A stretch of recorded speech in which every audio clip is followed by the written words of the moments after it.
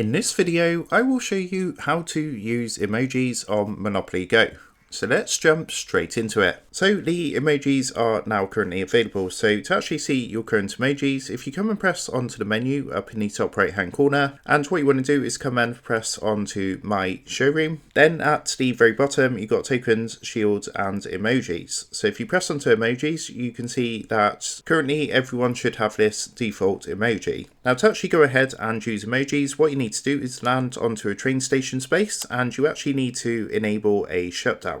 So you can also do this on a bank heist, and as you can see, when you've completed the bank heist or the shutdown, you've got the option to select an emoji and use an emoji like this. So you just want to press that button and you can choose an emoji, and that's how you can go ahead and use emojis on Monopoly Go. So I hope this quick tutorial did help you out today, and if this did help you out, I would really appreciate it if you was to consider dropping down below the video, leaving a like and also subscribing to the channel. With that being said, I just want to take a minute to thank you guys for watching this quick tutorial, and I will see you in the next video.